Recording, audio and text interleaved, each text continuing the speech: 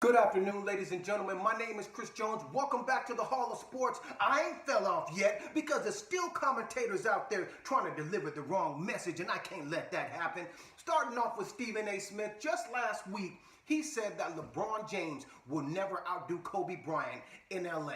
Now, why would LeBron James have to do that?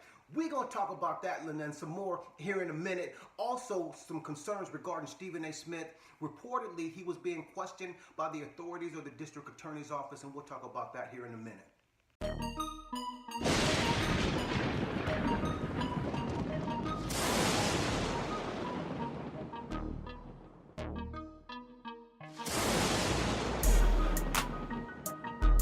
Good afternoon. My name is Chris Jones. Welcome to the Hall of Sports, where we talk stats and we talk facts. The NBA is right around the corner, so we're going to talk about LeBron James and Kobe Bryant one more time because there's still a debate on whether LeBron James has to try to outdo Kobe Bryant in Los Angeles. Come on now.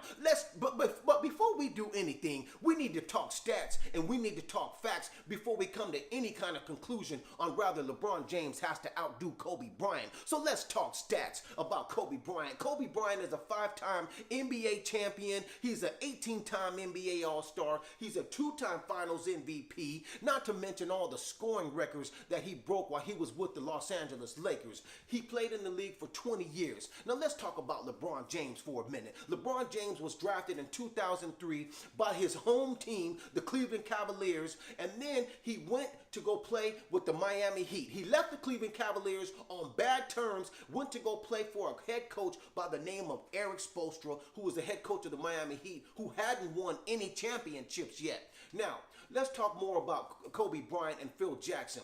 It was a positive thing that the Los Angeles Lakers got Phil Jackson as a head coach because he had 6 championships. Now, truth be told, Phil Jackson didn't put the game into Michael Jordan. Michael Jordan put the game into Phil Jackson. And what did Phil Jackson do? Phil Jackson took that game, went down to Los Angeles to a young 21-year-old by the name of Kobe Bryant. Now, again, it was either by rare coincidence or it was ironic that Kobe Bryant wanted to be like Mike. And it was good, again, it was good that the Lakers got Phil Jackson, but it was bad for Kobe Bryant because now Kobe Bryant has to live up to the expectations of Phil Jackson, who had the pleasure of coaching one of the greatest, and he didn't get time to establish himself as a dominant player or create his own brand, per se, like Michael Jordan did.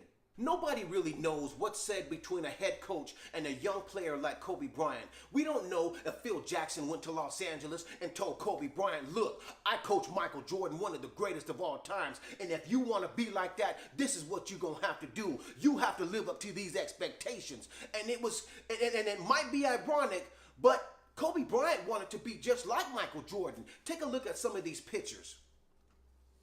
Now, these pictures are exactly alike. Kobe Bryant imitated Michael Jordan to the fullest.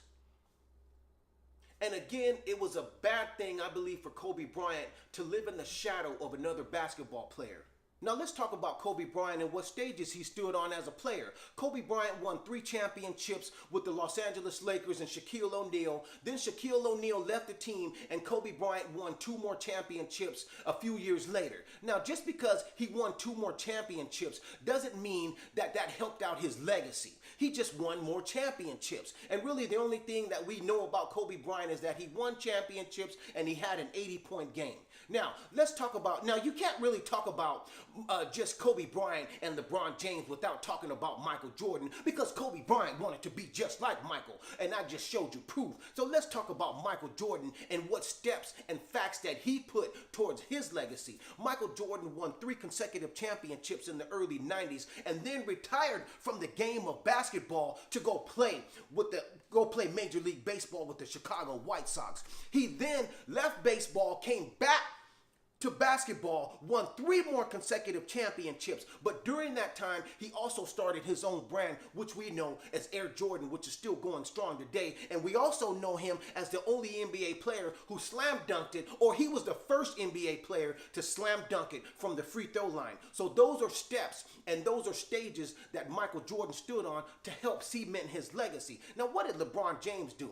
LeBron James was drafted by his hometown team, the Cleveland Cavaliers. years. He left Cleveland on bad terms, went down to Miami, won 2 championships, came back to Cleveland, the city that despised him, and delivered on his promise, a championship, to a team that hadn't seen a championship in over 30-something years. Now, not only that, LeBron James stood up to the President of the United States of America for social injustices. Now, I don't know what stage you need to stand on other than that, but that's one of the biggest stages any athlete or human being can stand on. Now, Kobe Bryant, during his career, never played a Golden State Warriors team, never played a high percentage team like the Houston Rockets. He never played an Eastern Conference team like the young Boston Celtics, who are just now emerging. Kobe Bryant had the pleasure of playing the Portland Trail Blazers, the San Antonio Spurs, the Phoenix Suns.